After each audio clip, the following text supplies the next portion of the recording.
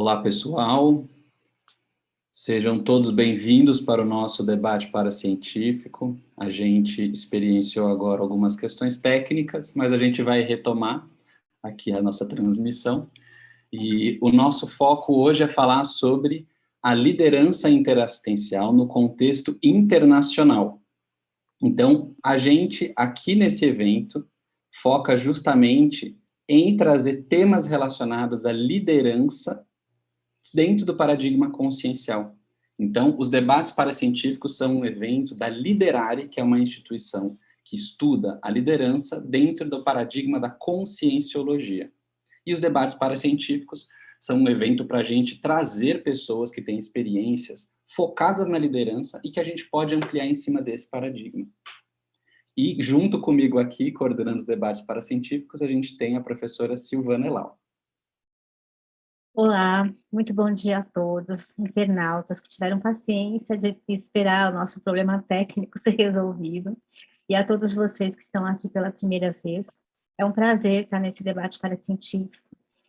Nós vamos aqui deixar mais ou menos, para quem está na primeira vez, nós vamos deixar mais claro um pouquinho o que significa, né, essa diferença dessa liderança que a gente conhece na sociedade intrafísica, normalmente, né, o construto que a gente conhece, que seria uma liderança carismática, né, essas coisas que, o que você entende como liderança hoje tem uma diferença bem grande daquilo que a gente percebe e estuda na liderologia, como uma liderança interassistencial, né? A liderança interassistencial, ela está muito mais voltada para um processo maxi-fraterno, de você estar trabalhando com pessoas, né, colegas do passado, de afinidades ou desafins, que nós vamos fazer assistência em função da evolução, de patrocinar, na verdade não patrocinar, porque a gente não patrocina, mas facilitar, reorganizar, ajudar, né, no processo da evolutividade daquela consciência que já foi afim, de alguma forma, né, foi um afeto positivo ou negativo à nossa convivência. Então, essa liderança interassistencial, ela vai além, né, de ser apenas uma liderança, né, porque também vê que você promove o talento da outra pessoa, que você quer estar colocando ela em primeiro lugar, e essas coisas todas. Ela vai muito mais no trabalho também da assistência àqueles que estão precisando, né, que ainda não puderam sair de uma condição menos favorável em termos de evolução. Então, nós temos aqui dois debatedores muito experientes nesse processo, inclusive da reurbanologia, que é o Marcelo Pires e o Marcelo Brivilati. E eu convido aos dois agora a se apresentar e falar um pouquinho da sua experiência, de como foi, né, mudar para um outro local, para um outro país, e como está sendo isso para vocês em termos de expansão da conscienciologia. Ok. Obrigado, Silvana. Obrigado, João. Agradeço o convite da Liderare. Meu nome é Marcelo Pires, sou voluntário da Apex e da Isaac, e eu tenho vivido no exterior já em torno de uns 14 anos, né? Eu tive uma experiência nos Emirados Árabes por 1 ano e meio, na Suíça por 2 anos e meio, e nos últimos 5, quase 6 anos, eu estou residindo nos Estados Unidos. E o que eu diria, a experiência no exterior, ela vai ser muito dependente de qual o holopensene do país para onde você está indo, né? No meu caso, tanto os Emirados Árabes, Suíça e Estados Unidos são 3 holopensenes muito distintos, alguns traços em comuns.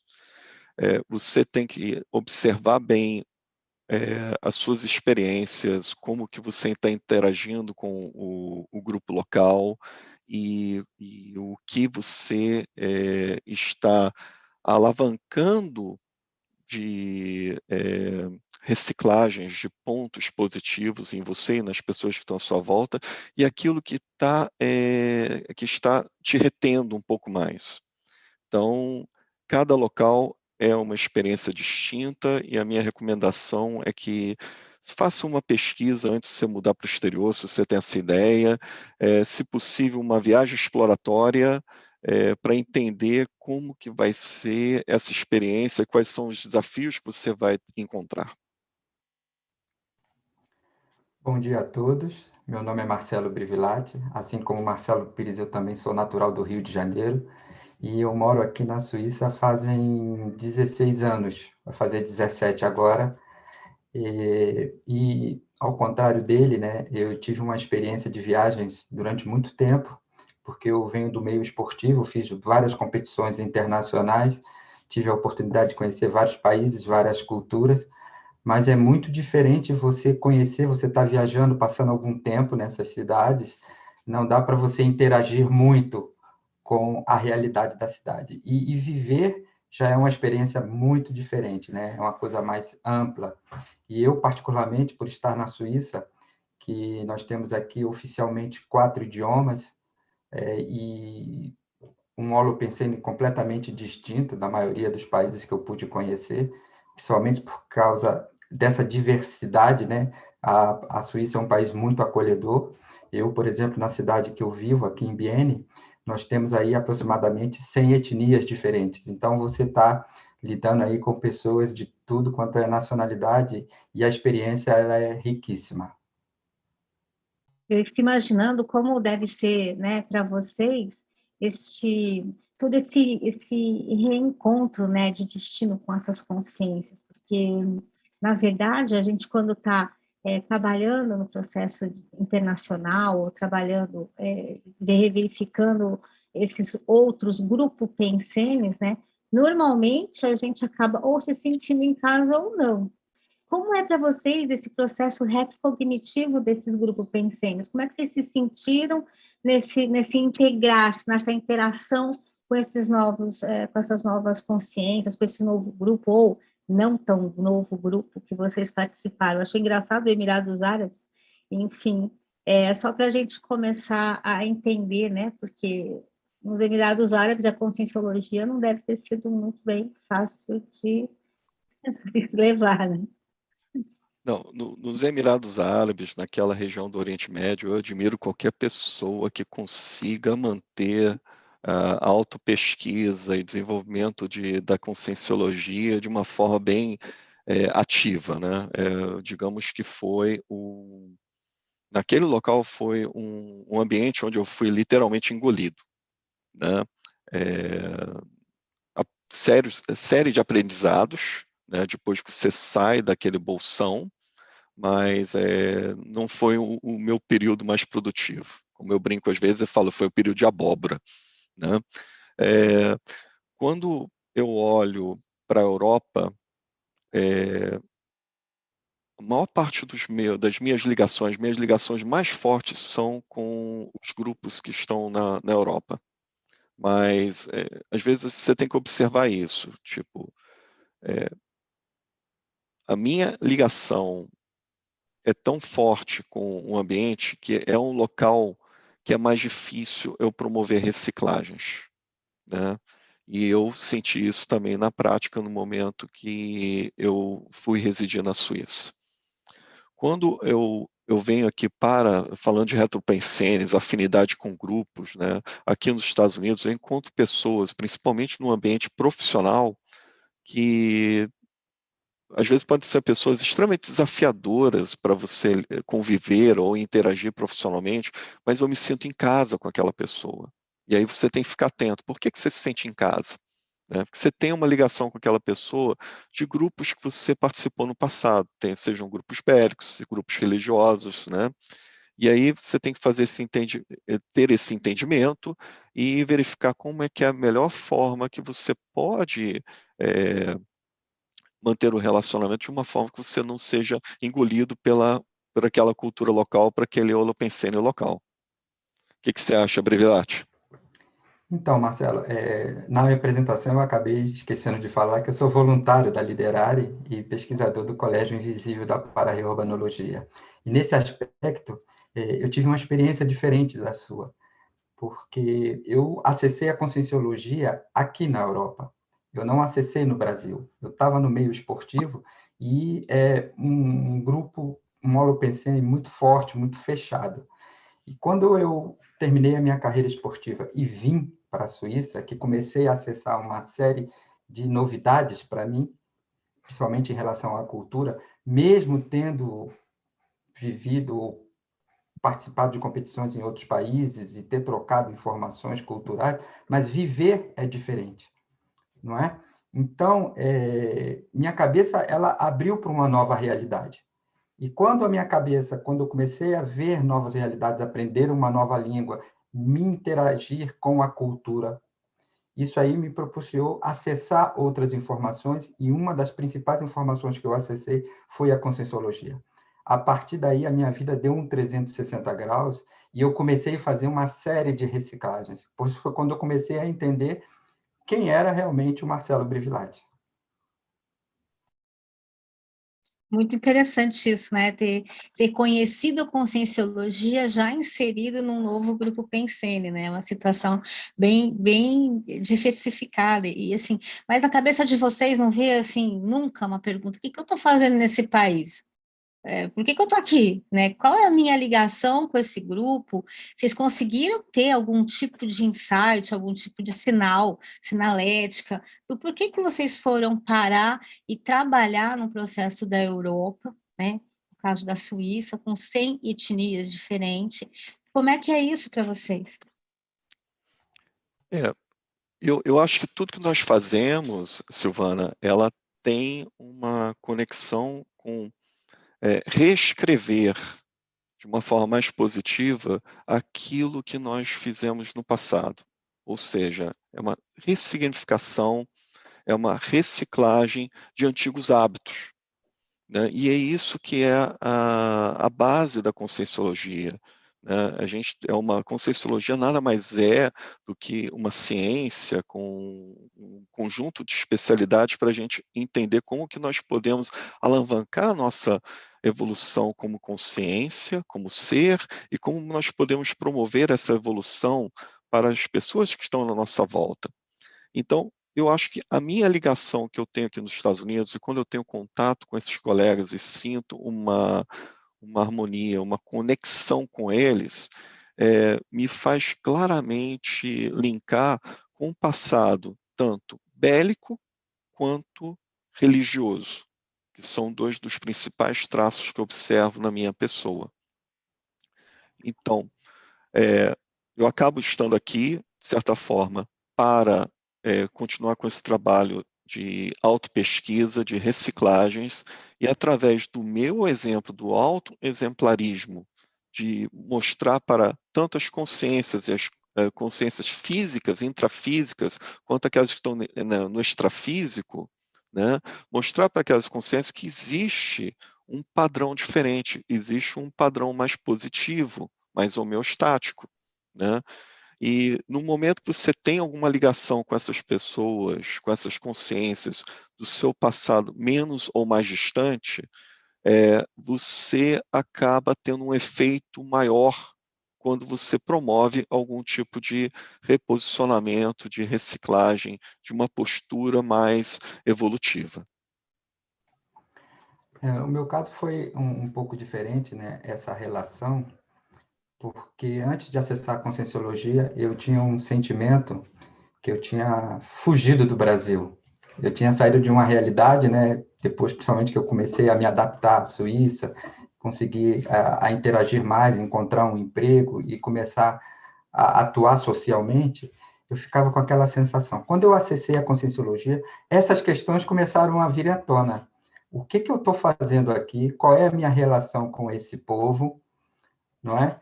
E foi aí que eu comecei a escrever o verbete, meu primeiro verbete, que fala sobre a imigração voluntária, foi que eu comecei a entender qual era o meu papel. Eu comecei a entender. E logo depois da apresentação aconteceu uma série de acontecimentos, né, de situações e sincronicidades que foram me mostrando qual o caminho que eu deveria estar seguindo para encontrar essa resposta. E essas respostas foram vindo na decorrência das situações que eu fui vivenciando, não é? O protagonismo que eu assumi com relação à Conscienciologia, principalmente aqui na Europa, o que eu tive a oportunidade de estar desenvolvendo. Então, isso para mim foi muito importante. Foi ali que eu comecei a identificar qual seria o caminho da minha programação existencial. Mas foi só a partir desse entendimento da Conscienciologia, de ter acessado a Conscienciologia, essas questões me vieram e as respostas vieram com o decorrer do tempo, e aos poucos eu vou encontrando cada vez mais elementos que vão me dando o direcionamento dessa programação existencial. Eu achei bacana essa questão do reposicionamento, né, que você falou, e eu acho bacana também essa questão de você perceber como tem esses links proexológicos dos dois, né, com esse processo do internacional. Eu fiquei pensando aqui, eu acho que isso é uma coisa que todo internauta, inclusive internauta, vocês podem ficar à vontade para enviar perguntas pelo nosso chat no YouTube, tá? Eu fiquei pensando aqui, às vezes, quando a gente está no processo, por exemplo, de uma mesologia, né, a gente sofre influência mesológica, às vezes nós estamos aí em alguns grupos intrafísicos que, como você fala, como foi dito aqui, né, você foi engolido no Emirados Árabes, né, é um grupo que você não consegue uma manifestação, uma liberdade de expressão em termos da consciencialidade. Quando vocês encontraram esses grupos também afins, né, que são aqueles que você se sente muito à vontade, os amigos, etc. e tal, que vocês já souberam que fizeram parte ou já se integraram de alguma forma, existiu aí alguma coisa de, por exemplo, no processo de retrocognição, né, daquelas sensações, vocês conseguiram identificar algum traço a princípio de automimese ou de não conseguir, por exemplo, esse reposicionamento de modo tão fácil ou facilitado como vocês gostariam de ter implementado no processo internacional, né? Como é que vocês foram aí em termos de paradiplomacia? Eu sei que tem duas perguntas aqui, mas assim, em termos de paradiplomacia, como é que vocês conseguiram adentrar nesse grupo PENSENE e começar a fazer o seu trabalho de liderança interassistencial, né, de formiguinha aí, de implementação da conscienciologia no processo internacional? Bem, eu vou começar pela paradiplomacia, tá, Silvana? Eu acho que uma postura muito importante quando você está lidando nesse ambiente, você está num ambiente novo, é você se colocar como aquela linha de conhecimento, aquela série de metodologias ou ferramentas que você está trazendo como algo diferente, como uma alternativa. Não que você esteja querendo impor isso àquele holopensene local onde você está. Por exemplo, eu estou morando hoje num lugar que é conhecido como Cinturão da Bíblia, né? E aí eu posso fazer um paralelo, que eu lembro que na Suíça, quando eu morava lá, todo domingo tocava os sinos, né? Também existia questão religiosa lá. E nos Emirados Árabes era a chamada para as 5 preces do dia do islamismo. Então, quando você está nesses ambientes, se você chegar e você simplesmente se colocar, olha, eu estou aqui, conscienciologia, essas ferramentas, vamos sair fora do corpo, projetabilidade lúcida, o que eu estou falando aqui é muito mais avançado, vocês estão anacrônicos, né? Você vai ser simplesmente esmagado pelo holopensene local, né? O que a gente tem que fazer é como se fosse um trabalho de infiltrado, né? Você vai apresentando as ideias e gradativamente você vai observando uma ou outra pessoa surgindo. É necessário, muitas vezes, como no meu caso, que eu utilizo muito aqui nos Estados Unidos, eu utilizar, por exemplo, as ferramentas online.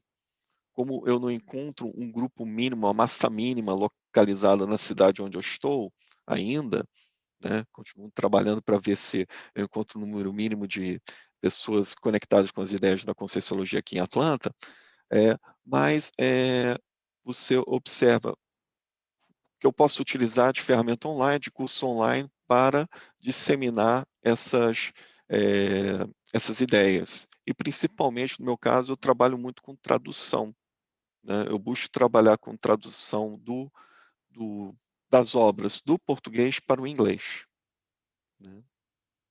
Interessante. Marcelo. A minha situação já foi diferente, né? Porque quando eu percebi que já estava assumindo alguns protagonismos, eu tive a oportunidade de fazer um curso em Paris, que eu ajudei a organizar também, que foi o Retrosenha. com os voluntários da Consecutivos. E durante esse curso eu tive algumas informações que até então eu desconhecia sobre mim mesmo, que era a relação com o belicismo. E aquilo para mim foi uma surpresa e foi um choque muito grande, porque eu me considerava a pessoa mais pacífica do mundo, né? Vinha de um esporte individual, mas que era, na minha visão, pacífico.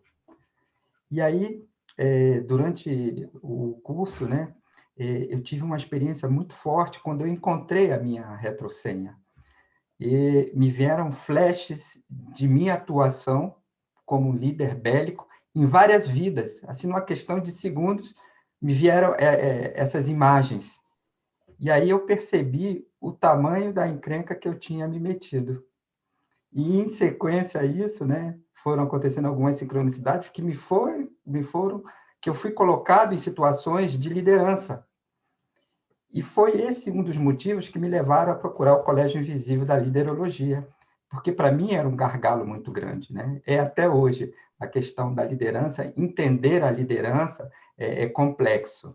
Até eu chegar nessa questão da liderança interassistencial, foi um trabalho muito longo. Está aí o Marcelo, que não me deixa mentir, porque teve a oportunidade de conviver comigo aí num dos grupos aqui da Europa, e ele me ajudou muito, porque é uma pessoa muito tranquila, me dava algumas orientações, mas foi basicamente isso, conhecer a palavra liderança, né? Porque a gente está acostumado com aqueles conceitos antigos que ser líder é aquele que manda, é aquele que ordena, aquele que comanda, mas, na realidade, o líder é nada mais do que aquele que faz, aquele que ajuda outros a surgirem, a desenvolver a sua capacidade de liderança. Então, eu consegui aí, através desse período aí, desenvolver e participar de alguns projetos de expansão da Conscienciologia, mas o principal desenvolvimento que eu tive foi dentro do Colégio Invisível, depois pré-IC e agora IC Liderare, porque entender os conceitos e trazer isso para o dia a dia é bastante complexo. Então, meu gargalo está sempre relacionado a essa situação da liderança. Ótimo. Eu queria, achei super interessante a colocação dos dois, cada um com o seu ponto de vista, né? E perceber o seguinte: quando a gente vê esse negócio da liderança, né, da interassistencial, que a gente não precisa estar com cargo, ou função, ou estrelas, ou patentes, né? Mas sim aquela consciência que está realmente interessada no processo da interassistencialidade, de fazer com que seja, a gente ser um preceptor, né? Assim, ajudar num processo de reeducação do processo consciencial. Uma das coisas mais difíceis que você falou, o Marcelo Pires, eu acho que é a gente começar a compreender essa condição do infiltrado cosmoético, né? Que é passar pelos grupos de modo muito sutil, imperceptível, e fazer com que starte ali, né, você ser uma célula de elucidação, de lucidez, para um processo de evolutividade maior daquele grupo. Então, eu achei bastante interessante. O pessoal do YouTube tem enviado algumas perguntas, né? Então, eu gostaria de falar para vocês o seguinte: a primeira delas foi do Adelino Denk, e ele fala assim: qual foi o principal motivador para a mudança de país e o principal desafio no posicionamento enquanto líder na nova cultura? Bem, vou começar. Com relação à saída do Brasil, eu tinha uma ideia inata, algo que surgiu de desejar sair do Brasil quando eu tinha em torno de 16, 17 anos de idade. Eu não tinha ideia como, onde exatamente eu iria fazer. Naquele momento a ideia era ir para o exterior, trabalhar, estudar, mas eu acabei começando a faculdade e deixei essa ideia de lado. Posteriormente, eu acabei recebendo a primeira proposta de ir para o exterior, foi praticamente batendo na minha porta. Eu tinha arquivado essa ideia de vir para o exterior quando eu recebi uma proposta profissional, primeiro para ir para os Emirados Árabes, aí depois eu acabei indo para a Europa, e quando eu voltei para o Brasil, eu tive o que se chama choque cultural reverso, né, que é uma dificuldade de se readaptar de novo no país, e surgiu a opção de vir para os Estados Unidos, e acabei agarrando essa oportunidade. Mas o interessante, só fazer um link de uma projeção que eu tive, quando eu estava fazendo o curso do IPC, do curso de Projeciologia e Conscienciologia, no laboratório de técnicas projetivas, eu tive uma projeção que eu passava por um amparador e ele justamente falando de cada região onde eu teria mais dificuldade, onde eu teria mais facilidade de promover a minha ProEx, né? E ele botava atenção no trabalho nas Américas, né? E explicava por que em outros continentes, que na Europa, não era tão favorável para mim. E achei depois muito curioso isso, fazendo uma retrospectiva, que quando eu fui olhar os países que eu tive dificuldade e o país que eu consegui começar a voluntariar de uma forma mais efetiva, casava com as recomendações e com a preleção que eu tive com aquele amparador. No meu caso, eu, como da área esportiva, né, eu vivi 22 anos dentro da elite do atletismo nacional, vivendo isso, né, inclusive. Mas quando eu terminei minha carreira, aos 38 anos, que eu fiz um balanço, eu não estava satisfeito com os resultados. Eu tinha conseguido aí bastante títulos, bastante medalhas, mas senti um vazio muito grande em relação ao direcionamento que eu tinha dado à minha vida pessoal. Eu não me sentia satisfeito ali e eu achei que a melhor maneira de mudar isso tudo era sair do país para uma nova realidade e começar do zero novamente. Foi quando eu observei algumas oportunidades surgidas, eu tive a opção de ir para os Estados Unidos ou vir para a Suíça, e aí eu optei pela Suíça. Não é? Mas não fiz nenhum planejamento, como o Marcelo ele orientou e deve ser realmente feito. Eu saí do Brasil com uma mão na frente e outra atrás, no intuito de acertar tudo, né? E no início não foi bem assim, né? E eu percebi que o meu despreparo era muito grande para estar num novo país. Mas eu sou uma pessoa que eu tenho um trafar que ao mesmo tempo ele é um trafor, não é?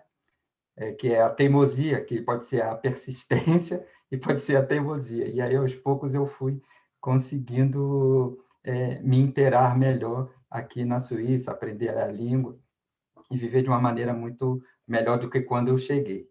E essa situação, né, do processo da liderança, depois que eu acessei a Conscienciologia, eu pude tirar muito mais proveito do meu trabalho. Na empresa que eu trabalhava, eu tinha praticamente 5 chefes, e eu recebia muita pressão em relação ao trabalho. E eu percebia o quanto as pessoas ficavam estressadas dentro do trabalho. E aí eu entendi que ali eu era a pessoa mais lúcida e que eu poderia controlar toda a situação se eu desenvolvesse uma melhor maneira de organização do trabalho para facilitar o trabalho deles. E aí eu fui ganhando meu espaço dentro da empresa, né? E nesse último momento, né, porque a empresa passou por um novo céu, outras pessoas foram contratadas, e uma situação com a pandemia, né, ficou muito grave, né? As pessoas ficaram muito estressadas, e aí eu percebi melhor ainda a minha atuação como líder assistencial, procurando levar essa tranquilidade, a calma, a segurança para as pessoas em relação ao momento que a gente estava vivendo, em todos os âmbitos. E eu percebi que cresceu muito a minha popularidade, já era grande, ficou maior ainda, as pessoas sempre me procurando para pedirem conselhos, pedirem ajuda em relação a isso. E para mim foi muito gratificante poder estar contribuindo, apesar de estar ali como uma pessoa subalterna, mas tendo uma maior importância dentro da empresa. E futuramente, né, a gente não sabe o que vai acontecer amanhã, dentro da própria cultura suíça, porque agora a gente está começando a expandir aqui, tem algumas outras pessoas que estão acessando a Conscienciologia, que são pessoas, são brasileiros que vivem na Suíça, e agora são pessoas, são locais que vivem na Suíça, que estão acessando, que estão procurando, e a gente procurando dar esse respaldo para eles em termos de um novo paradigma.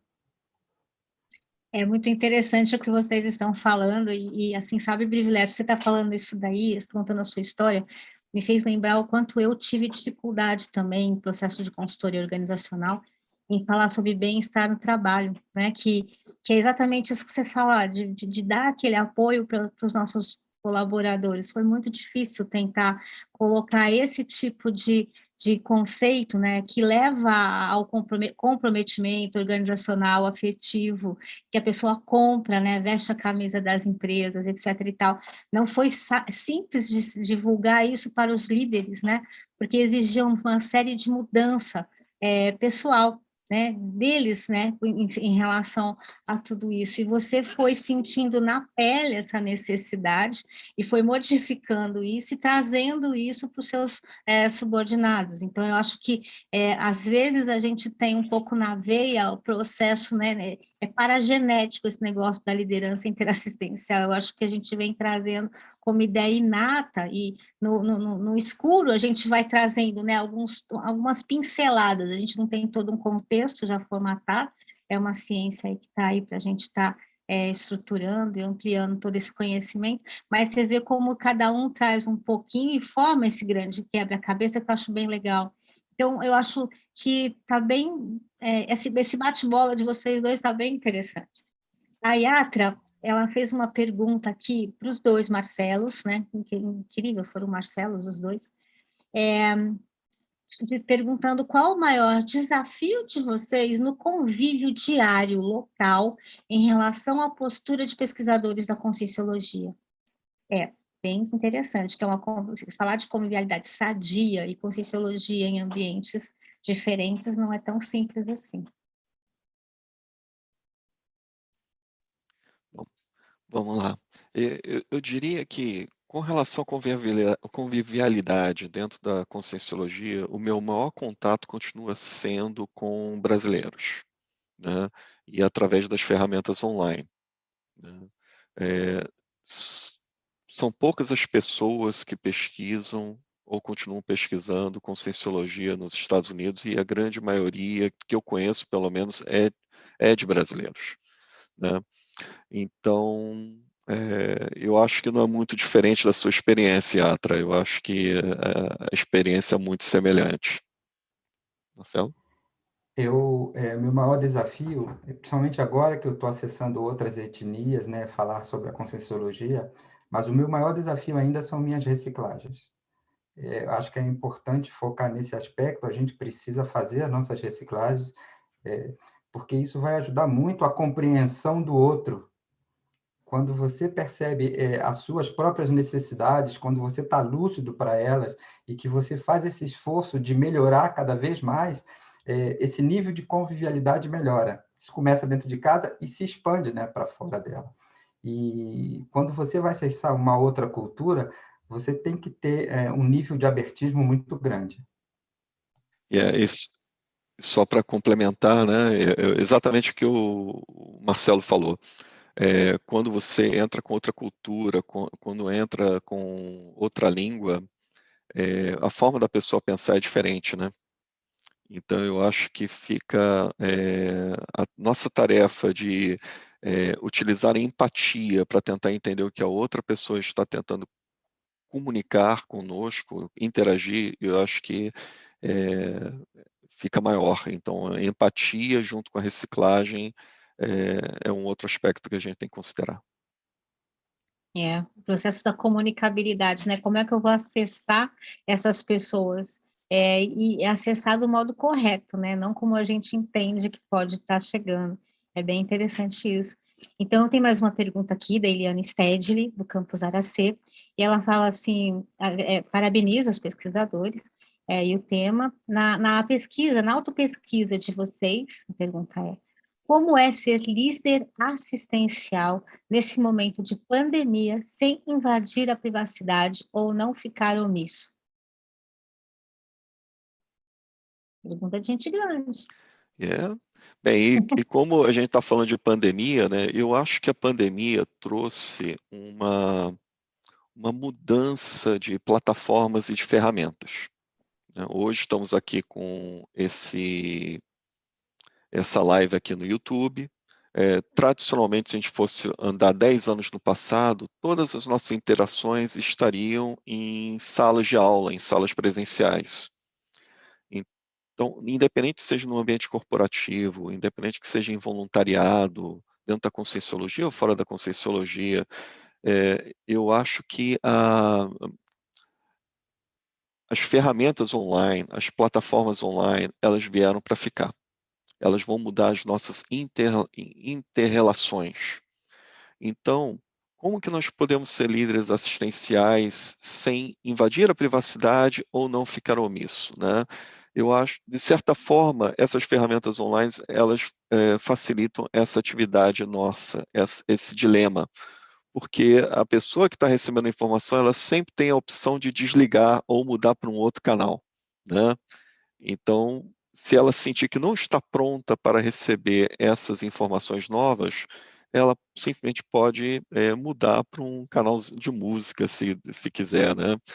E o ponto principal é esse, né? No momento que a gente assume a nossa autopesquisa, no momento que a gente assume nosso papel como intermissivista, nós precisamos apresentar essas ideias para as outras pessoas, essas técnicas para outras pessoas, para que elas tenham oportunidade de se beneficiar também.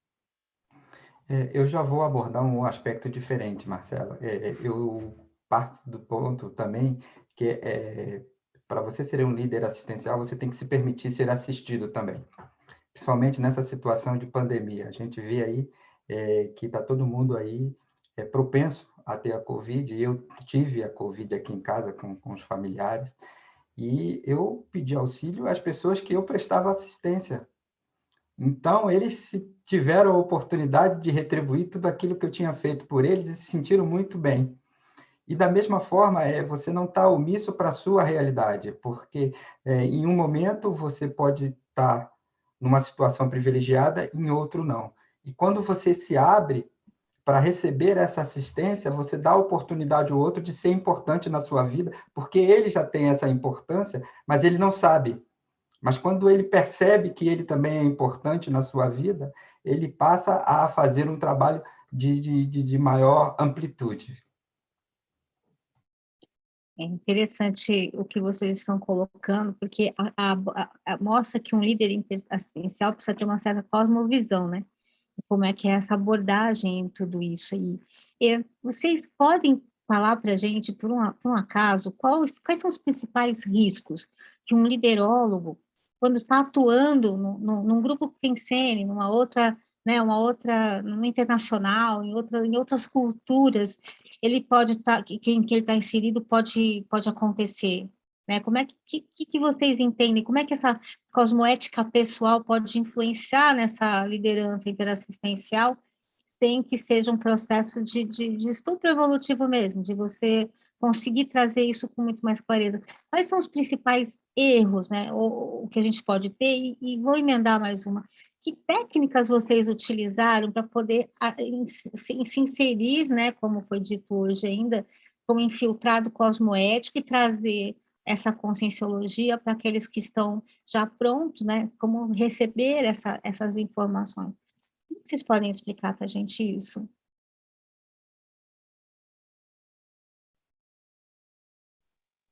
Sim. Vamos lá. Pergunta de gente grande essa daí, né? Eu acho que com relação aos erros, né, o erro que eu mais cometi nessa existência, nessa vida, foi o humorismo, né? Você pode estar no Brasil, você pode estar no exterior, né? Você precisa assumir e se posicionar com relação àquilo que você acha a postura mais cosmoética. No meu caso, durante muitas ocasiões, eu fiquei em cima do muro. Como eu falei, eu assumi mais ativamente o voluntariado, a minha autopesquisa, foi muito recentemente, em 2019.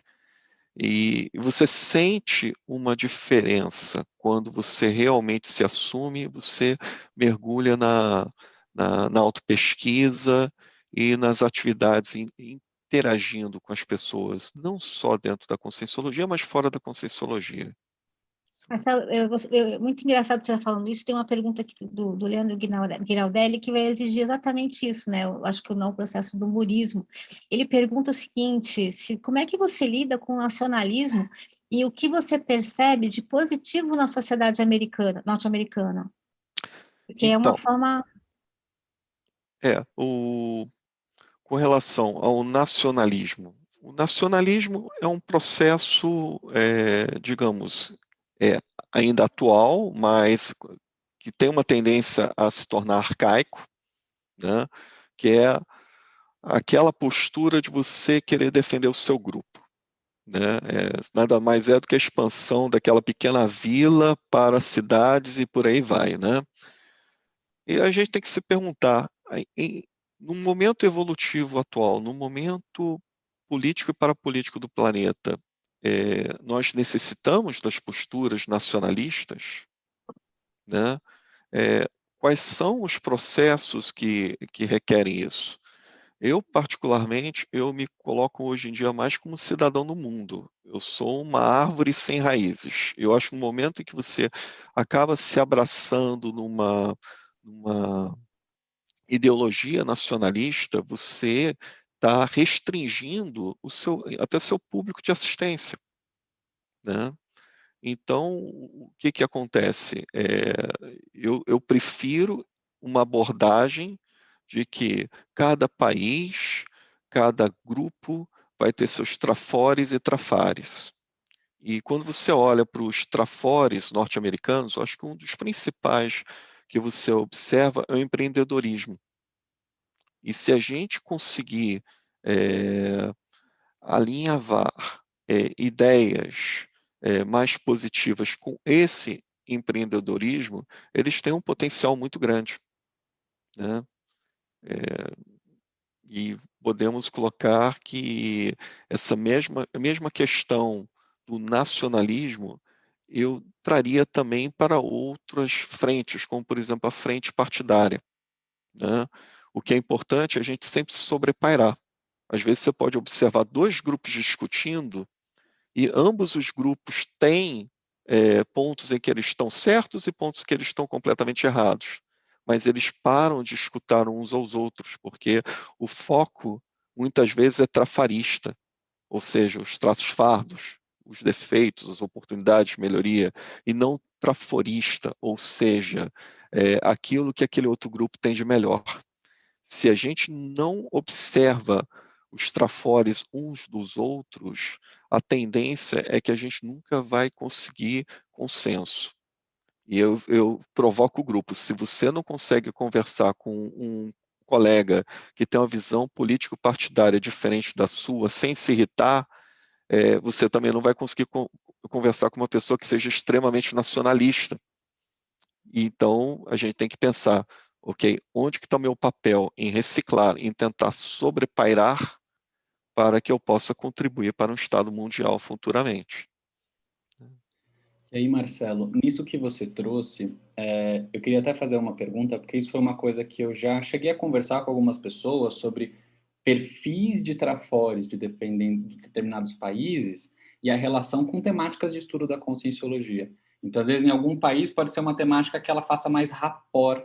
E isso que você trouxe, o rapport dos trafores, você olhar para o que a pessoa, a comunidade, a cultura, de uma forma geral, tem de positivo, se isso poderia ser uma técnica e se vocês chegaram a perceber que determinados assuntos, tanto para você quanto para o Marcelo Brivilati, se determinados assuntos, eles geram mais rapport no sentido de começar a conversar sobre conscienciologia sem cair naquela ideia, e estou trazendo, né, aqui para a gente, mas de uma forma geral, na doutrinação, entre aspas, conscienciológica. Eu vou trazer a conscienciologia. Não é isso, mas é essa conversa. Você ter espaço para diálogo. Se essa técnica dos trafores vocês chegaram a usar ou se tem algum tema que faça rapport em cada um dos países que vocês estão. Eu busco utilizar isso desde a época que eu trabalhava no Oriente Médio, né? Foi um americano quem, a primeira vez, me passou essa ideia. Ele me apareceu com uma lista de 10 fundamentos que, para ele, na visão religiosa dele, uniam e podiam fazer um link entre pessoas de diversos grupos, né? Então, aquilo, quando ele me mostrou, me bateu um sino na cabeça, que eu pensei, opa, não, tem algumas coisas aqui que é muito religioso, eu não concordo, mas a ideia é positiva. Então, quando você vai conversar com qualquer grupo, é importante você procurar listar, vamos lá, 10 trafores que você veja naquela pessoa, naquele grupo, né? Que é a partir dali que você vai ter que tentar buscar e fazer o gancho, né, cosmoético, né, para ligar com a pessoa, conectar com a pessoa, abrir o canal de comunicação, né?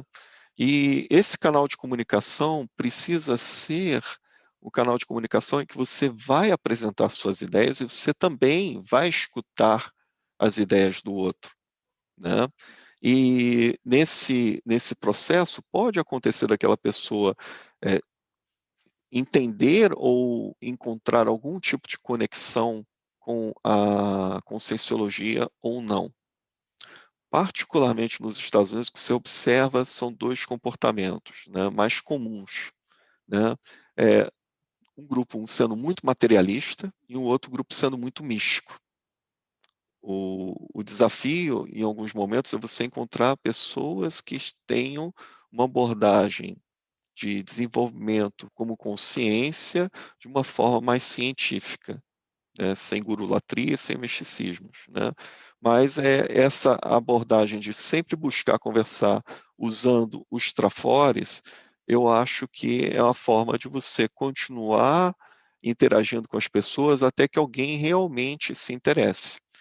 Particularmente aqui no meu exemplo, até hoje, ninguém realmente algumas pessoas se interessaram pelo assunto, mas ninguém até hoje falou, olha, como que eu posso assistir uma palestra em inglês ou espanhol?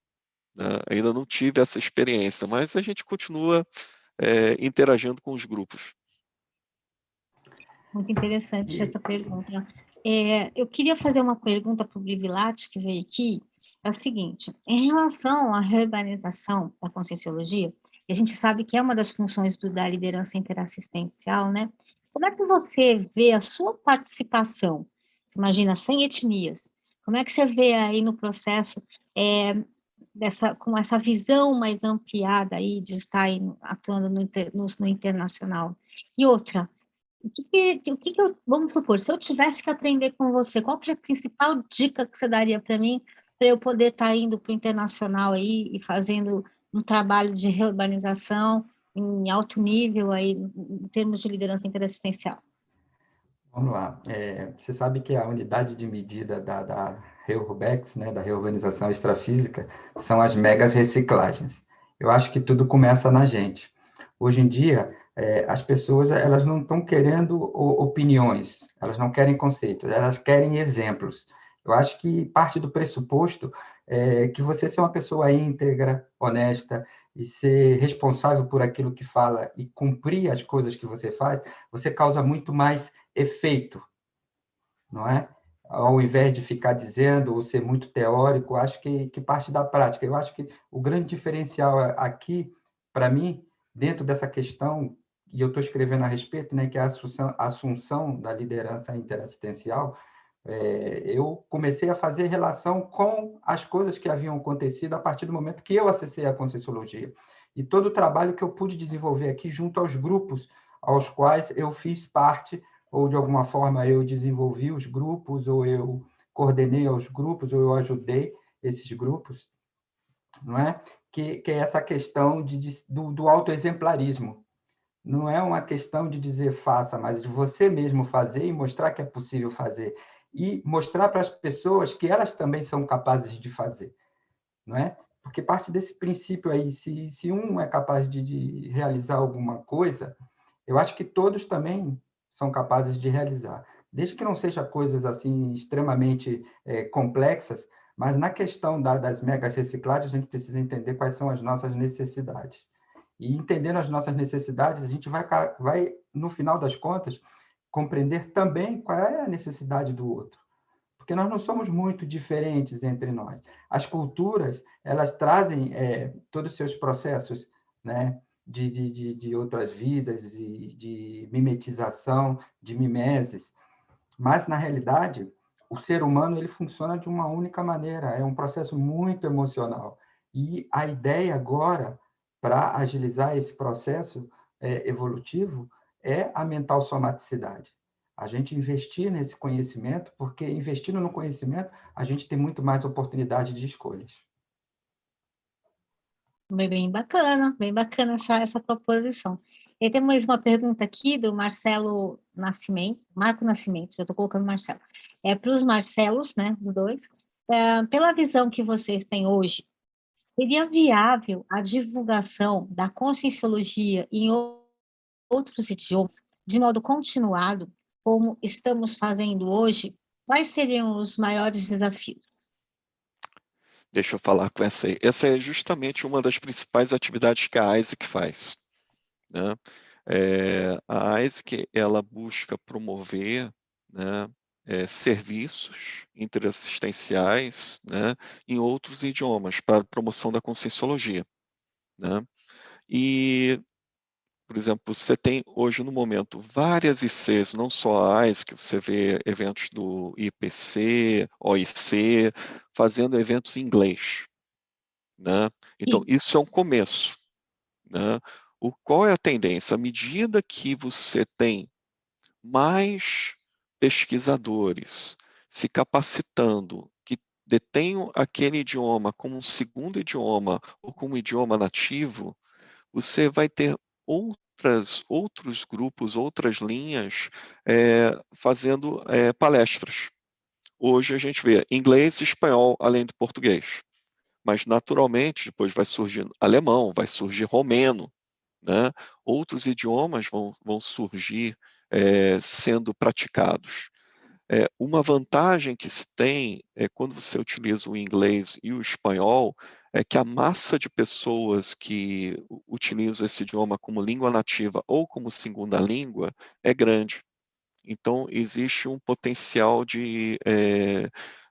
real de divulgação da ciência, e lembrando sempre, se nós deixamos um legado, não apenas em português, mas em outras línguas, a chance da gente acessar esse conhecimento, a ciência, posteriormente, ela é maior.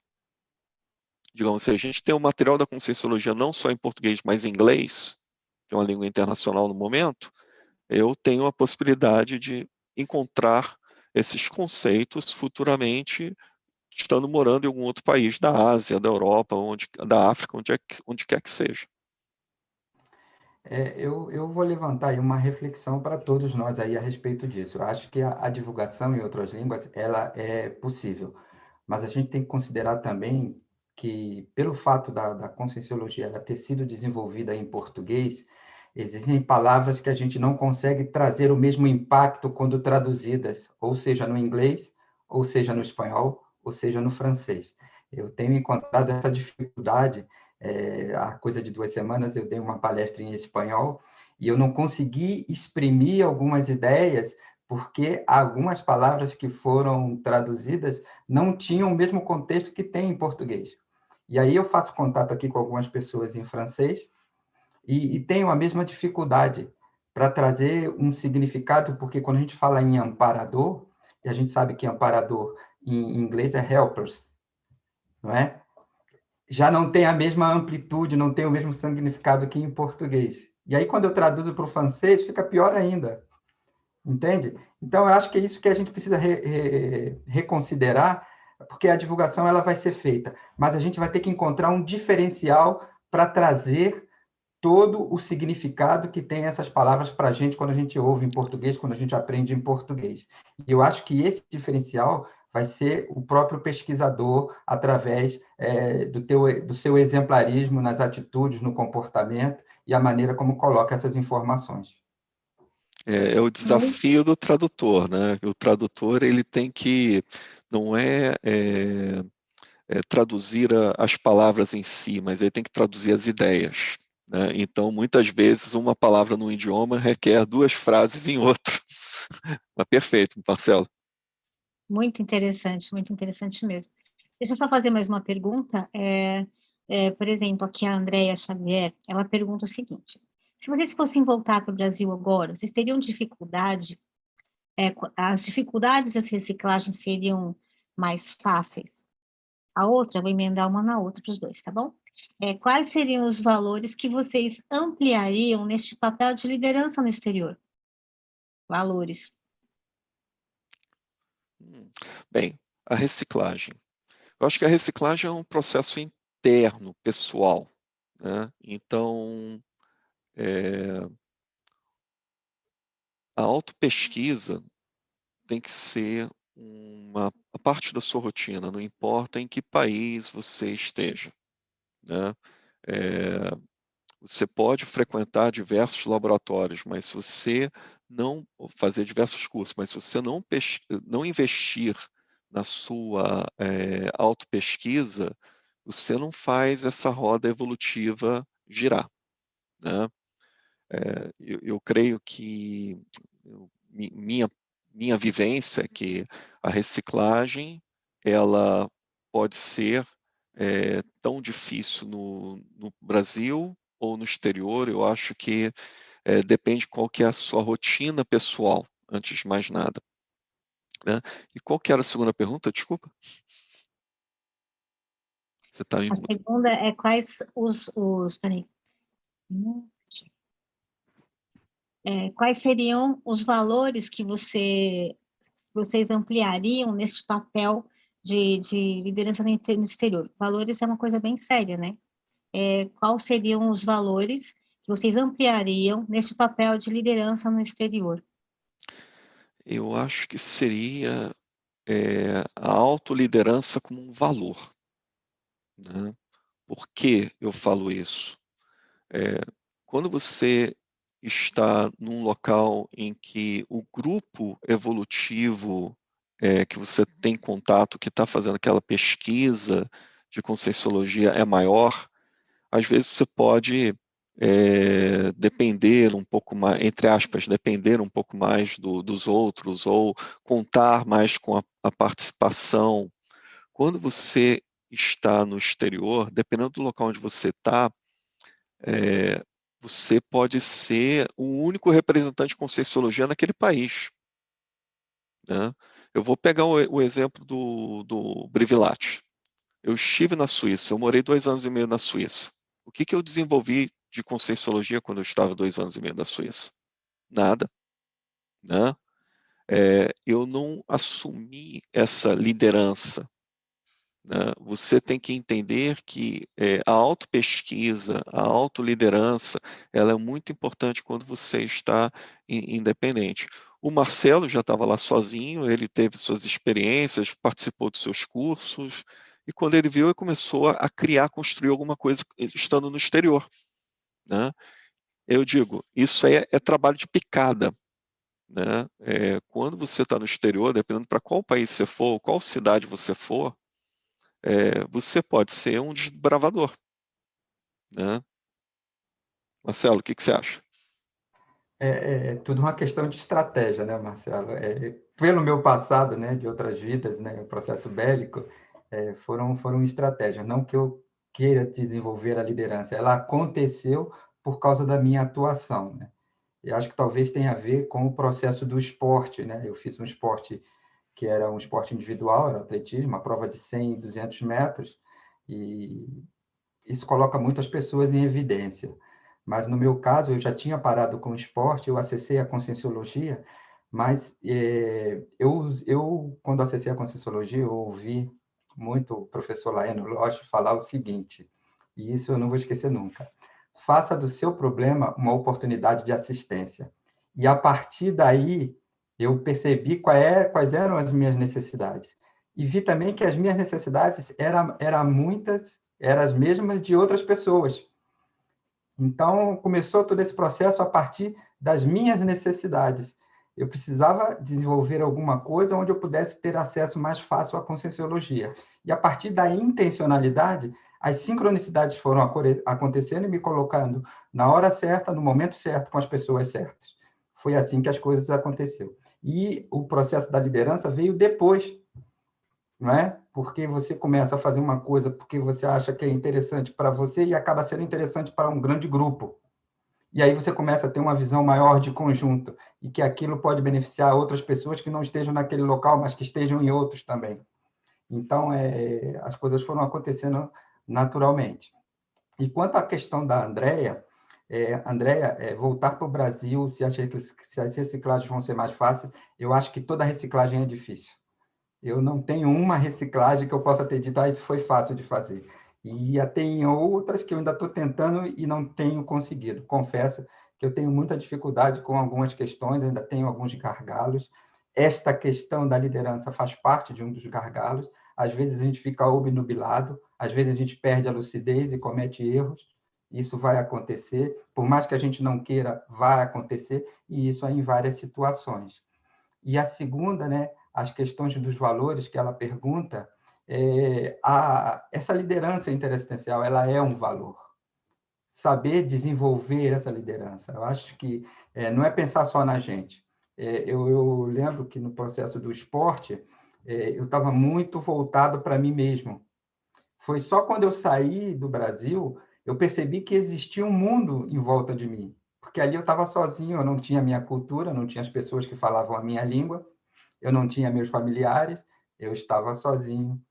E aí eu percebi, eu precisava sair de dentro de mim, porque as coisas não iam vir até a mim, eu teria que ir até as pessoas, a cultura, aprender uma nova língua. Isso foram desafios muito grandes, porque eu não fiz essa preparação que o Marcelo falou, que é muito importante, você estar conhecendo os locais, a cultura, para você se entrosar melhor. De repente, a minha característica foi um facilitador para eu conseguir me adaptar bem na Suíça, né? Eu já cheguei ao ponto de ouvir, né, de um patrão meu que ele disse: "Poxa, você não parece brasileiro". Mas acho que tem a ver muito com a sua característica. E até hoje eu não sei dizer se isso aí foi um elogio ou, ou não.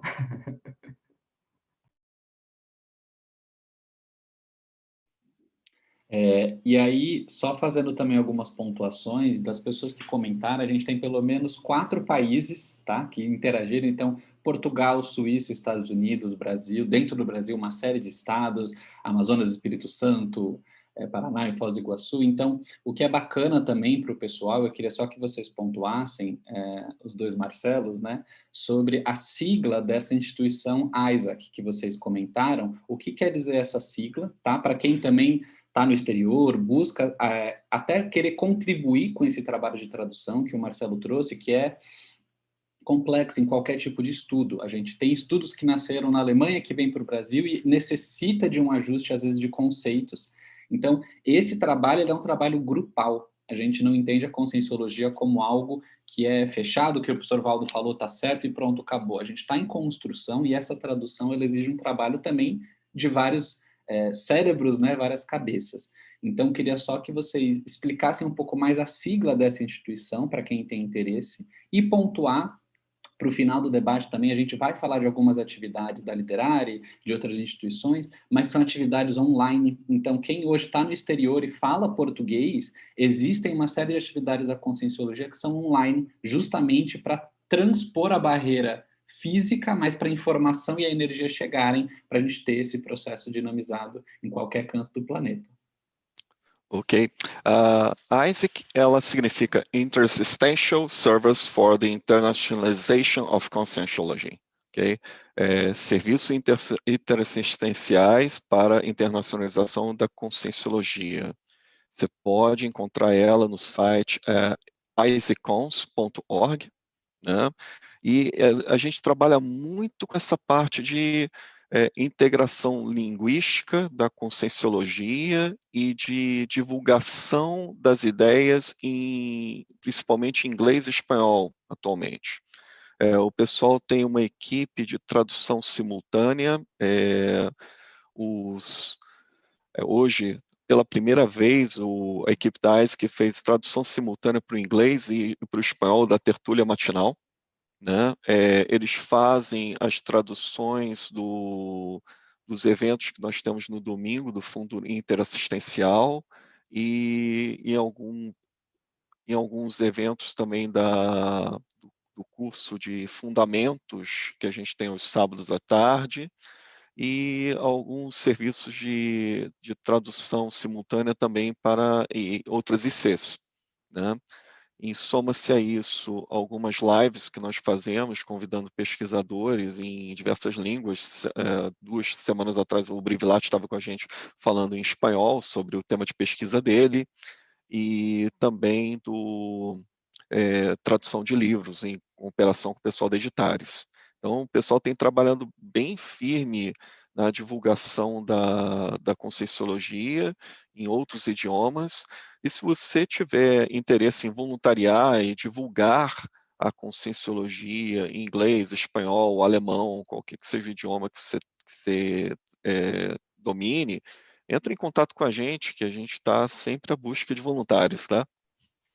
E aí isso, Marcelo, é bem importante. Eu vou ingressar aqui numa pergunta também da Liliane Scarpi, que ela perguntou aqui, Scarpari, que ela perguntou aqui no YouTube, mas só pontuando que esse trabalho também de tradução é vou chamar de uma célula, né?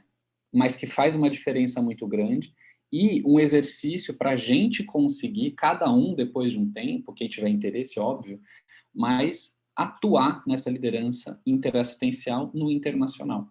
Então, isso que vocês estão trazendo hoje são exemplos e vivências de vocês, mas que ajuda qualquer pessoa para lidar com esses possíveis desafios. Uma coisa que você trouxe no início, Marcelo, que é muito interessante também, se eu vou pensar no meu caso, João Paulo, for programar um trabalho assistencial, qual país que pode ter um melhor foco para ter essa promoção que eu posso colaborar?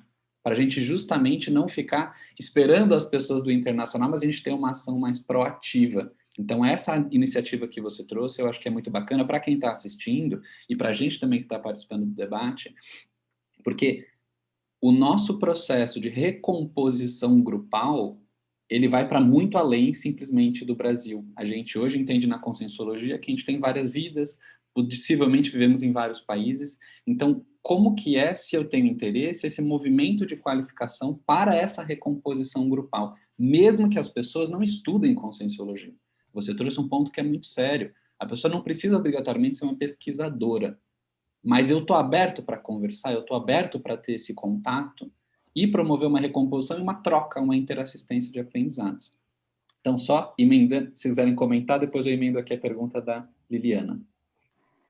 Então, João, quanto a isso, eu gostaria de lembrar também que, para mim, um dos fatores importantes foi ter direcionado o meu trabalho, não é? Porque quando eu percebi que existiam brasileiros fora do Brasil que se interessavam pelo paradigma consciencial, eu percebi que havia ali um campo muito fértil, porque esses brasileiros já integrados nesses países, seja a Alemanha, seja a França, seja a Suíça, seja a Romênia, não importa qual, eles estavam ali e tinham seus pares nativos. E é através daí que eu tenho acessado os nativos da Suíça, através dos brasileiros que têm essa sintonia com o paradigma consciencial. E eu vejo que foi uma estratégia, é uma estratégia que eu tenho usado, e hoje eu sou responsável da Liderare pela expansão da Conscienciologia no nosso processo aí do voluntariado. E esses nativos, eles têm aparecido. E eu tenho usado muito do trabalho da I6 para trazer esse material da Conscienciologia que não tem em outras línguas, principalmente no inglês. Então, o material em português a gente tem bastante, então, quando você acessa os brasileiros nesses países, você tem o que levar até a eles. A gente tem alguns grupos aqui, a gente tem um grupo na Europa, tem 2 grupos na Europa, se eu não me engano, com brasileiros, e a partir desses brasileiros, a gente tem acessado esses nativos, seja alemão, seja suíço, seja francês, não importa. Mas essa é uma das estratégias que eu utilizo, Marcelo, porque eu ainda trago esse processo aí das estratégias para poder acessar os nativos através do público brasileiro. E agora que eu terminei a docência aí da reaprendência, estou pensando assim que as coisas acalmarem em relação à pandemia, começar a itinerância, porque assim como eu, há 6 anos atrás, não sabia onde que eu iria chegar, mas não tinha algum delimitador para mim, alguma coisa que me dissesse como, tem outras pessoas esperando por essas informações para começarem a atuar aí nesse processo também da interassistência, né, da liderança interassistencial. E aí, somando ao que o Brivilati falou, eu acho que é muito importante a gente entender qual que é o nosso público assistencial, né? Faça uma verificação, quais são as suas linhas gerais, quais são as suas necessidades evolutivas, suas linhas gerais de sua ProEx, né? Onde que você pode assistir mais, que ProEx é sobre assistência, interassistência, né? É uma coisa para pensar além, tá? Sendo bem curto. Então, vamos voltar lá para a Lilian Scarpari, né? E ela pergunta para vocês, tá? Se vocês considerem ter assumido o papel de liderança e como vocês dois avaliam o desempenho pessoal no papel de líder interassistencial. Ok, vou começar. Bem, o primeiro passo eu já tomei, que foi recentemente assumir qual que é a minha responsabilidade, né, como líder nesse processo de assistência. Eu classifico que eu ainda estou em subnível, posso fazer muito mais do que eu estou fazendo, né, e é um processo de autodesenvolvimento, assumir essa liderança, verificar o que você tem de qualificação para interagir com as pessoas, promover assistência, e o que está faltando, né? E é um processo, né? Então, eu considero que eu estou numa postura melhor do que eu estava, por exemplo, há 10 anos atrás, mas eu ainda tenho muito que melhorar no meu desempenho nesse papel. Eu concordo com o Marcelo, estou na mesma situação que ele. Eu estou escrevendo sobre isso, né? Eu tenho um verbete, eu tenho uma autopesquisa em andamento que se chama Assunção da Liderança Interassistencial. Eu comecei a fazer rapport com as atividades que eu desenvolvi aqui, com todo o processo de desenvolvimento da Conscienciologia na Europa e através do evento de Estrasburgo, eu me percebi na posição de um líder interassistencial. Se a gente for considerar o aspecto, né, e eu me baseei, né, o que me chamou a atenção foi a ortopensata do professor Valdo Vieira, né, que ele fala: o seu trabalho na intrafisicalidade hoje influencia o exercício da liderança interassistencial na própria intermissão. E aí, numa outra ortopensata, ele fala: o líder interassistencial é a consciência evolutivamente idealista, que ajuda prioritariamente os outros a prosperar. Então, eu fiz um rapport com essas duas ortopensatas e comecei a desenvolver esse raciocínio da assunção da liderança interassistencial. É uma responsabilidade muito grande, a gente tem que se qualificar bastante, como o Marcelo falou. Tem esse processo das reciclagens, as reciclagens são duras, são doídas, mas é importante para a gente qualificar nosso trabalho, porque o trabalho ele começa aqui e só vai terminar lá na intermissão. Muito bacana. Mas se a gente fosse costurar um pouquinho os dois, né? Os dois Marcelos aí, a fala, né? É o público interassistencial que a gente vai estar avaliando e mais tudo que você colocou dessas ortopensatas e da sua pesquisa, Brivilati. Eu queria saber de vocês, então, se nós tivermos que ir, né, fazer um processo de liderança internacional, vocês já conseguiram identificar, por exemplo, qual é a tua representatividade dentro desse seu grupo de assistência e qual é o para-papel de vocês nesse grupo e o que vocês... Eu entendo o processo do exemplarismo, mas qual é o para-papel? O que vocês estão representando para esses grupos, né? Era isso que eu gostaria de entender. Como é que vocês identificaram isso? Para quem está querendo aprender, tá? Estou falando isso. Como é que vocês identificaram esse negócio assim, entendeu? Bem, começa com você olhando para si mesmo, né? E quando você faz esse processo de autoavaliação, muitas vezes você não vai gostar do que você viu, né? E no meu caso, são dois papéis principais. A reciclagem do belicismo. Então, eu acho que eu fui da mesma turma, né? A gente foi do mesmo exército, eu e o Marcelo juntos, se bobear, né? a gente tem muita ligação, e a outra é reciclagem do holopensene religioso, né? São os dois principais. E como que eu cheguei nessa conclusão, né? Foi observando meus próprios comportamentos. Algo que me ajudou muito foi quando eu fiz consciencioterapia com o pessoal da OIC, né? E você vai fazendo esse trabalho, como a pergunta que a gente teve anteriormente sobre reciclagem, né? Reciclagem é sempre difícil, porque é difícil a gente colocar o dedo na ferida, naquilo que a gente está acostumado a fazer, que é menos evolutivo, que a gente não gosta de ver, né? E que necessita ir lá e fazer a reciclagem, o trabalho, a autossuperação e mudar o padrão. Agora, quando você consegue mudar o padrão, é gratificante, você sente uma mudança no teu padrão pensênico, de pensamento, sentimentos e energia.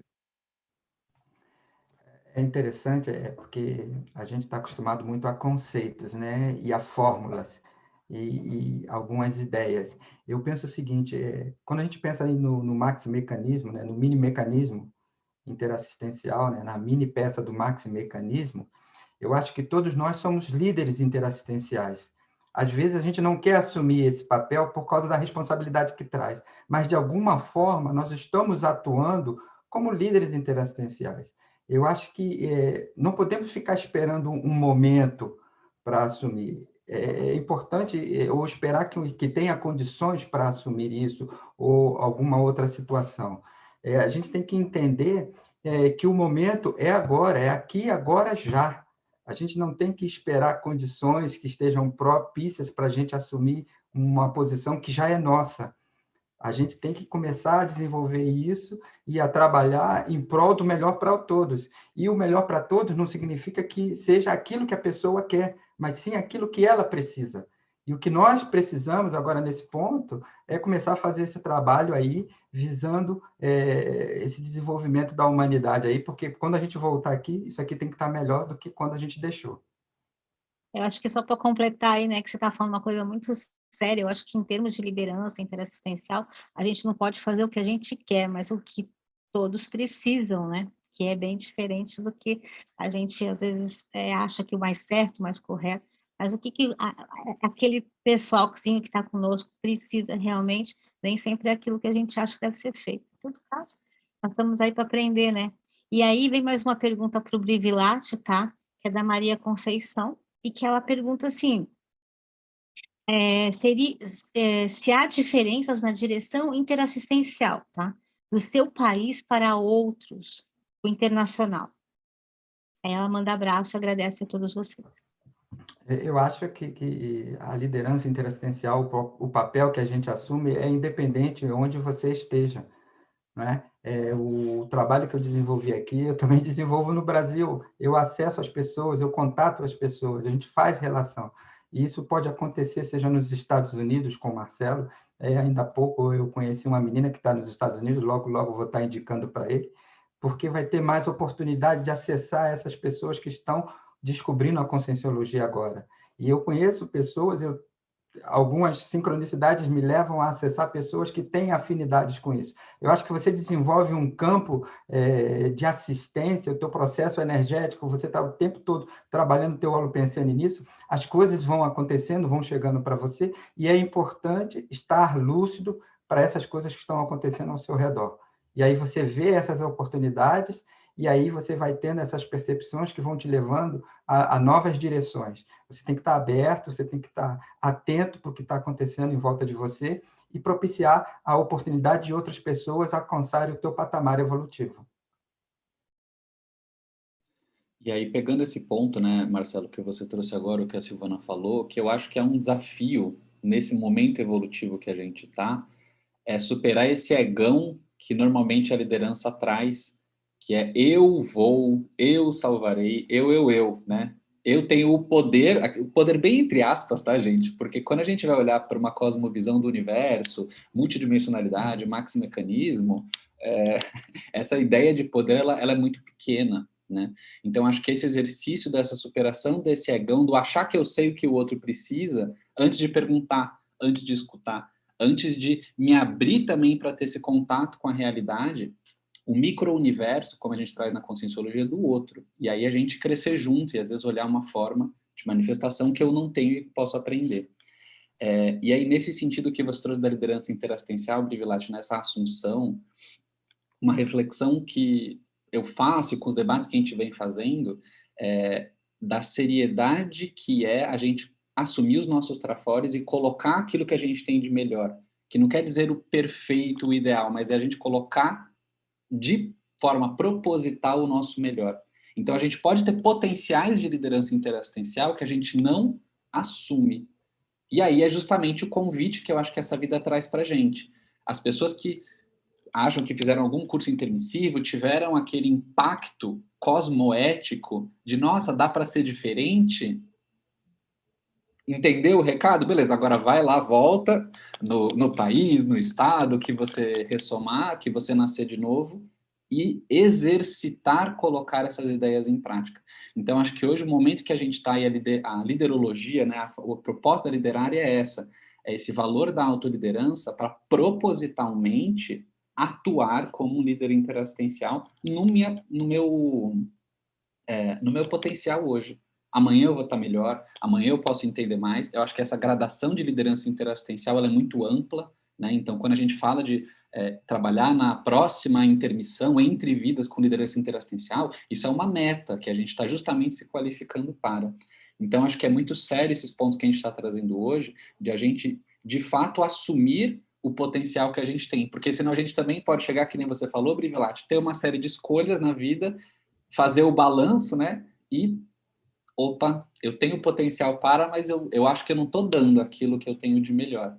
Então, essa cutucada, né, que a gente dá para todo mundo, inclusive para a gente que está aqui no debate, isso é muito sério. Porque quando que a gente vai ter, e não é para trazer a culpa, tá, gente, mas refletir esse momento que a gente está hoje com informações, com a internet, com a conscienciologia, isso é uma oportunidade que está agora. Então, o que a gente pode tirar de melhor de proveito nisso, pensando no melhor para todos, que não é o que a gente acha de novo, mas refletir sobre o que pode ser isso para a gente também amadurecer. Eu quero aproveitar, João, porque eu uso aí 3 técnicas que o Marcelo me conhece e vai entender o que eu vou dizer agora. Eu tenho a técnica do autoquestionamento lúcido, justamente para trazer para você qual a intencionalidade, porque tudo que você faz tem uma certa responsabilidade, você tem que entender qual é a intencionalidade. Você quer aparecer com aquilo, qual é o teu ganho secundário? Então, você tem que começar a se fazer cada questão para toda a tarefa que você quer realizar. A segunda técnica é começar sempre pelo mais difícil. Aquilo que for mais difícil para você, invista. E a terceira técnica é da autoexposição. Você tem que se expor. Se você está bem intencionado, se você sabe aonde você quer chegar, exponha-se. E aí a gente vai ver o resultado que vai dar. Posso acrescentar uma quarta técnica, Marcelo? Então, faça hoje aquilo que você pensa que você só vai conseguir se você tiver melhores condições, né? Não deixe que as condições que você tem hoje, independente do país e situação que você venha a vivenciar, impeça você de começar a atuar, né? Porque senão você cai num risco de uma armadilha procrastinação. Nossa, nós realmente estamos aprendendo muito com vocês, assim, eu estou muito feliz com esse debate, porque são experiências valiosas, que a gente não tem ideia de como vocês passaram por aí, né, que eu acho que só vocês aí que são os nômades, né, entre aspas, conscienciais, que estão aí no processo de desdobramento aí da Conscienciologia Internacional, sentiram na pele, pode estar passando para a gente como uma lição mesmo, para a gente parar e pensar. Isso que vocês falaram, dessas técnicas aí, é muito importante para a gente. Inclusive, a não procrastinação, né? Porque nós temos a tendência a achar que a gente sempre vai fazer melhor um dia. Mas se a gente não começar hoje, a gente não vai chegar lá, né? A gente precisa estar no dia a dia trabalhando aí, reverificando, e como disse o Marcelo Pires, fazer um reposicionamento, inclusive na autopensenidade. Eu acho que tudo isso é muito importante quando a gente fala de liderança interassistencial. Eu vou passar aqui uma última pergunta aos nossos colegas, tá? Que é da Liz. ela pergunta assim, da Alemanha, aos Marcelos, vocês têm planos de dar entrevistas na mídia, rádio, TV, brevemente, como é feito no Brasil pelas ICs e pelo professor Valdo costumava fazer? Bem, um dia eu chego lá, tá? Mas eu acho que tudo requer autocapacitação, né? Eu ainda estou fazendo o curso de formação de docência na Apex, continuo me qualificando. Em algum momento, quem sabe, eu chego no nível de poder dar uma entrevista em canais de TV, mas não é no curto espaço de tempo, porque a capacitação continua. Eu concordo com o Marcelo, acho que, né, ainda não chegou o momento, a gente tem muito que aprender ainda, a gente tem muito que fazer para ter essas oportunidades de ser conhecido, né? Acho que tem muita gente aí que tem essa preocupação e que gosta de fazer isso. Eu prefiro mais ficar atrás dos bastidores, fazendo esse trabalhinho aqui de formiguinha, que talvez tenha mais resultado do que colocar aí a minha imagem na câmera e trazer algumas informações que já tem muitas pessoas falando a respeito. Eu sou mais da parte prática do que da parte teórica. Eu prefiro estar com a mão ali na massa, trabalhando, ajudando as pessoas a se autodesenvolverem, a descobrirem esse potencial que elas têm para desenvolver a liderança interassistencial. Eu acho que é ali no dia a dia, é fazendo, é atuando, que a gente desenvolve isso. Como diria a professora Maria Isabel, para a liderança interassistencial é necessário o nosso egocídio, né? A gente está aprendendo isso ainda. Então, nós estamos caminhando agora para os nossos minutinhos finais, aliás, já passamos um pouquinho do nosso horário. Eu gostaria de deixar vocês à vontade para poder fazer o encerramento de vocês. Olha, primeiro eu gostaria de agradecer a oportunidade de debater com vocês hoje, foi uma oportunidade excelente, né? Fica o convite para todo mundo para fazer as suas reciclagens e entender como que você pode estar contribuindo para a liderança interassistencial. E, Silvana, posso fazer 2 convites aqui? À vontade. Então, eu gostaria de fazer 2 convites. Semana que vem, no sábado, dia 24 de abril, de 9 a 12 horas, horário do Brasil, eu vou estar facilitando a Proex-oficina de necessidades evolutivas com a professora Larissa Impérico e o professor André Chataloff. É uma atividade essencialmente prática, de atividades que saíram do balanço existencial. Então, se você quiser se juntar a gente, fica o convite. E o outro convite que eu gostaria de fazer, já que estamos falando sobre internacionalização aqui, né, é da terceira International Week of Conscienciology, né? A gente vai ter isso em Foz do Iguaçu, de 20 a 29 de agosto, pela ISEC, né? Esse é um evento que vai ser 100% online, e mesmo que você não fale inglês ou espanhol, não, inglês, vai haver tradução simultânea para o espanhol e para o português. Então, você pode entrar na loja do CAEC, os cursos e os módulos já estão lá disponíveis também. Muito obrigado e foi um prazer estar aqui com vocês hoje. Também quero agradecer, foi um prazer enorme estar aqui com vocês, participando de mais um debate paracientífico, principalmente ao lado de uma pessoa que eu tenho uma enorme consideração, uma amizade, apesar de não termos nos visto pessoalmente, mas já se conhece aí já há uns 2 anos, e é uma pessoa que eu admiro muito, que é o Marcelo Pires. E eu também queria aproveitar para fazer um convite aí, nós temos aí pela Liderare, um pela Liderare, outro pela Policons.